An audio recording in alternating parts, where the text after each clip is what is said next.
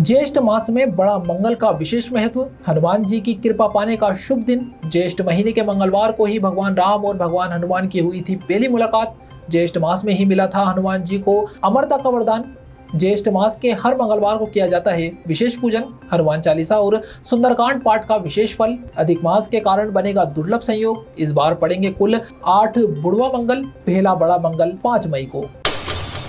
गोविंद देव जी मंदिर में कल से जल यात्रा महोत्सव। तेज गर्मी में ठाकुर जी को राहत देने के लिए जल विहार झांकी। रियासतकालीन परंपरा के तहत जल विहार झांकी। चांदी की कमल नुमा होदनी में विराजेंगे ठाकुर श्री जी। 20 से ज्यादा क्रीड़ा के होंगे अद्भुत दर्शन।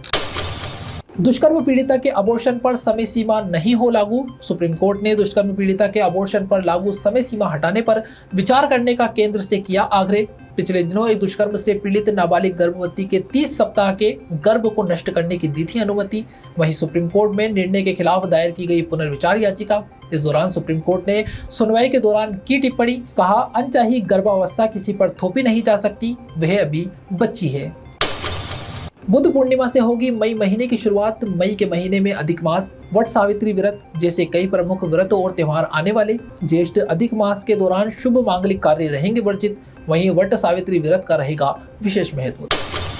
प्रदेश के 639 पीएम श्री स्कूलों में शिक्षकों की भर्ती प्रक्रिया शुरू। शिक्षा निदेशालय ने 30 अप्रैल तक मांगे आवेदन। आवेदन के लिए सिर्फ 2 दिन मिलने से शिक्षक परेशान। अभ्यर्थियों से पिछले 5 साल का 100% रिजल्ट मांगा गया। अनुभव और विषय संबंधित पात्रता शर्तें भी रखी गई सख्त, लेकिन चयन प्रक्रिया का आधार नहीं किया गया स्पष्ट। रिक्त पदों की सूचना जारी नहीं होने से बड़ा संशय।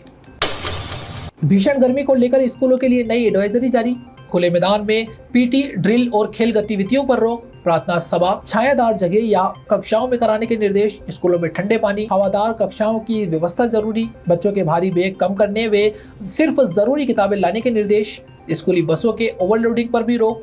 मिड डे मील में ताज़ा व हल्का भोजन देने के निर्देश। पश्चिमी विक्षोभ से प्रदेश में भीषण गर्मी के बीच पारा लुढ़का। गर्मी में ओले। राजस्थान में पारा 40 डिग्री के नीचे। बाड़मेर के एक खेत में बिछी ओलों की चादर। पश्चिमी राजस्थान के कई शहरों में आंधी बारिश का दौर चला। फिलहाल 17 जिलों में तापमान 40 डिग्री से नीचे आ गया। 2 दिन पारा 44 से 46 डिग्री तक पहुंच गया था। देवर्षि नारद जयंती एवं पत्रकार सम्मान समारोह 2 मई को विश्व संवाद केंद्र जयपुर की ओर से आयोजित किया जाएगा समारोह।